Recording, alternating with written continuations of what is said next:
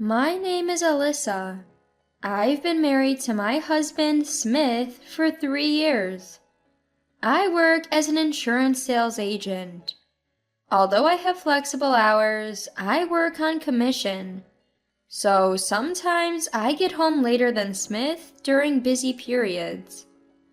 Smith has always been there for me, running his small business. We had a pretty good arrangement.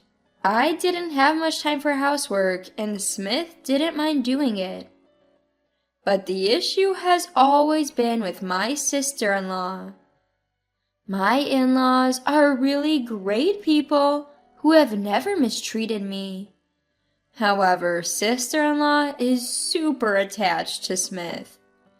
From the beginning of our relationship, she's been causing me problems. Despite multiple warnings from my in-laws, Smith has always taken her side. We argue about it now and then, but since we only see sister-in-law a few times a year, I didn't make a big deal about it. However, that doesn't mean I don't hold some resentment towards her. For example, I like a particular brand. While I don't splurge on it, I do buy things I want from my own savings or by working extra hard. She once accused me of getting those items from Smith and even stole from me. This happened when we went to my in-laws' house for a Christmas visit. When we walked into the living room, sister-in-law was already a few drinks in. "Ah, Smith, you're back." "Yeah, you're already drinking?" "It's Christmas, come join me." "Oh, alright then." As Smith was about to sit, I said, "We haven't even greeted everyone yet, and we're not staying the night, you know. If you start drinking now, we won't be able to drive home." She scoffed. "Geez, what a strict wife. It's fine. Smith can just stay here. Why do you need to go back together?" I retorted, "So that's what comes to your mind before even saying Merry Christmas?" She then annoyingly leaned on Smith and whined, "Smith, Alyssa is bullying me." I was so disgusted by Smith's failure to push sister-in-law away that I headed to the kitchen. "Mother-in-law, Merry Christmas." It seems that mother-in-law was so wrapped up in preparing a full-course Christmas meal and party that she didn't hear our exchange. "Oh, you're here! Sorry, I didn't notice. Merry Christmas." "Is Smith not here?" "Smith is in the living room with sister-in-law." "Oh, Smith didn't even greet me. I apologize." "No worries, it's not your fault, mother-in-law." As she said that, mother-in-law headed towards the living room. I followed her and found Smith evidently unable to refuse an offer to drink with sister-in-law. Mother-in-law saw this and said, "Smith, what are you doing here without even saying hello?" "Well, Nora was feeling lonely, so we decided to have a drink together." "You should have greeted us first. I was wondering why only Alyssa came to greet us." "I couldn't turn down the drink." Smith mumbled something, looking down, but I ignored him and took my seat. Just then, as I put my purse on the chair, sister-in-law perked up and started talking. "Wow, is that a new purse? Nice." I had a bad feeling and promptly placed the purse back on my lap. Sister-in-law looked visibly annoyed and said, "I can't afford one. Smith, I want one too." "Well, I didn't buy it." "Then give me Alyssa's." "What?" "How dare you say that? You don't have to give it to her. It's expensive, right?" Who would hand over an item worth at least a few $1,000s, especially when it's practically brand new? I gave sister-in-law a dry laugh. "If you want one, go buy it yourself. You live at home, so if you work decently, you can afford it." True, sister-in-law lives at home but only works part-time about 3 days a week. She probably can't even afford the cheapest purse I own. This new purse was a favorite of mine, reserved with a deposit as soon as I heard from the shop clerk that it was coming in. There's no way I would easily give that up, especially not to sister-in-law. Then Smith started saying something outrageous. Hey, give that to Nora. What? You have plenty. It won't hurt to give away just one. Do you even know how much it costs? If you have so many, what's the problem? No way! I even paid a deposit to get this. Stingy! So stingy. Could you please not talk like a child? Are you even an adult? I just started using this brand new bag, so I can't give it away. I have no intention of giving away any of my other bags either. Stingy! With that, sister-in-law stormed off to her room. Smith also stood up, following her. You went too far, and since you're not giving it, you should apologize. I won't see my sister-in-law after Christmas, so it doesn't matter. I thought, but I was wrong. A few days after Christmas, as I was preparing to go to a hotel lunch with my friends, I opened my closet to grab a purse, but it was missing from the bag where I'd stored it. Frustrated, I went straight to Smith's place. Smith seemed upset to see me walk in, but began to look anxious when he noticed I was holding the empty bag. What? I don't know anything about it. Maybe you left it at your parents' house? I haven't even said anything yet. Don't you know? You gave it to your sister, didn't you? I told you, I don't know. Maybe you left it somewhere, like at your parents' house. Fine, I'll search your parents' house then. I'll also call them. If I don't find it, I'm reporting it to the police. It's an expensive bag. If someone broke in, that's a big deal. Smith turned pale at the mention of the police, but quickly retorted, Even if the same purse is there, maybe Nora bought it herself? I took a card out of the shopping bag and showed it to Smith. It's a limited edition with a serial number. There's no way it's the same. I didn't know that. My sudden visit surprised them, but they let me into my sister-in-law's room when I explained the situation. My purse was easily found in the messy room, but it was in terrible condition. The bag had remnants of food and drink stains, and it seemed beyond repair.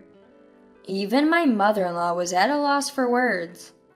Suddenly, my sister-in-law, perhaps realizing someone was in her room, barged in shouting, "What are you doing? I told you not to come into my house."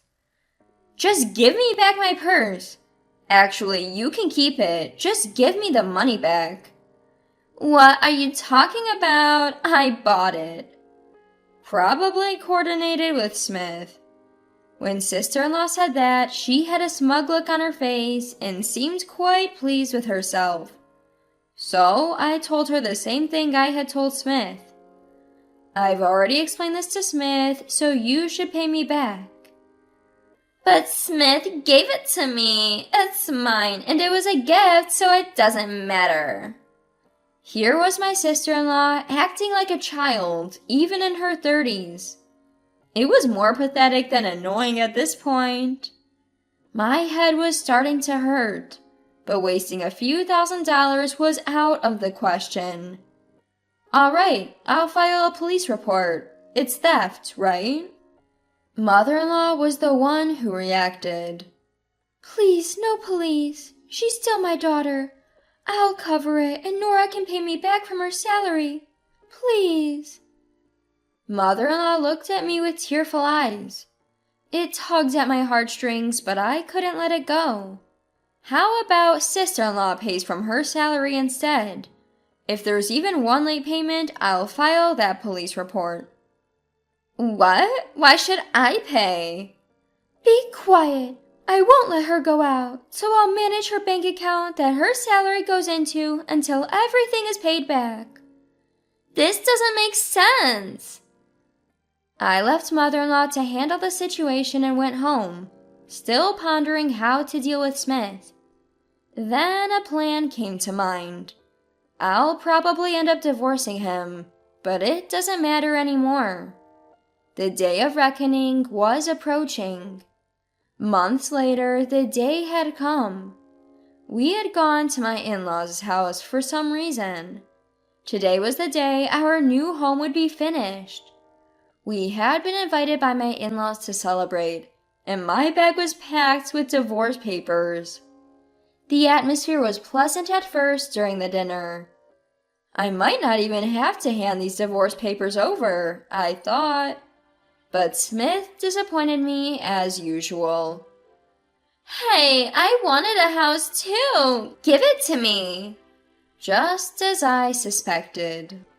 My in-laws' eyes bulged out at the ridiculous request. Father-in-law choked on his tea, and mother-in-law was speechless. And then I waited for Smith's response.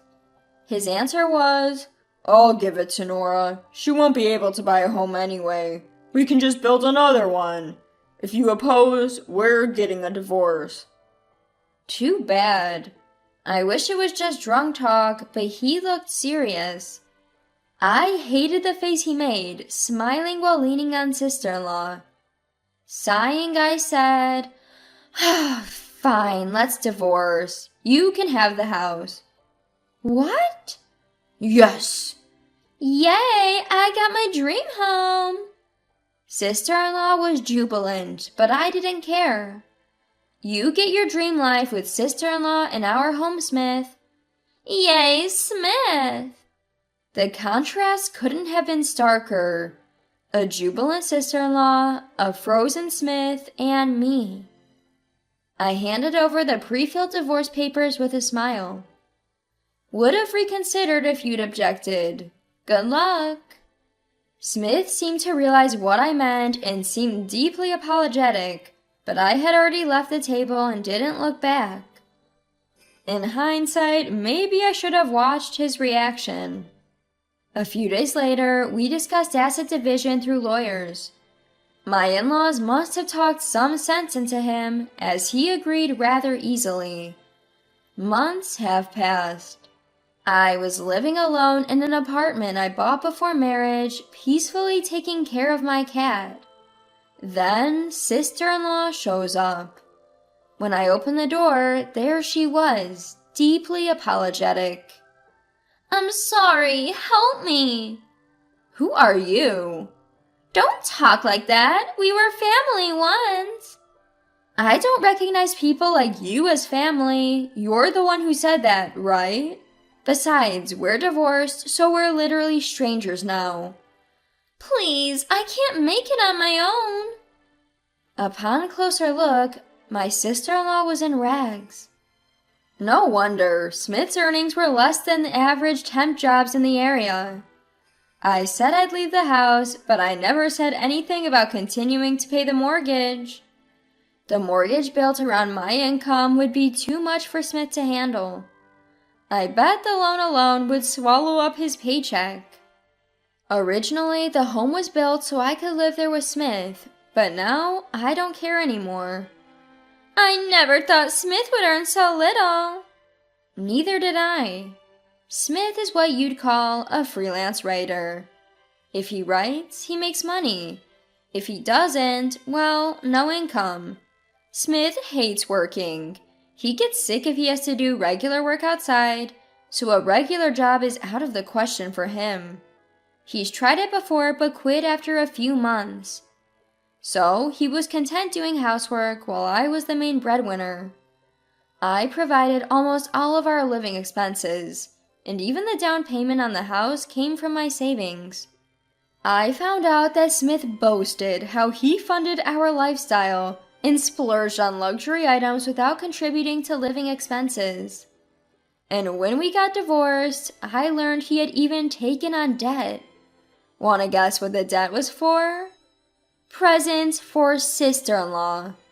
I knew something was off when I saw high-end clothes and accessories scattered in sister-in-law's room, items she couldn't afford on a part-time job.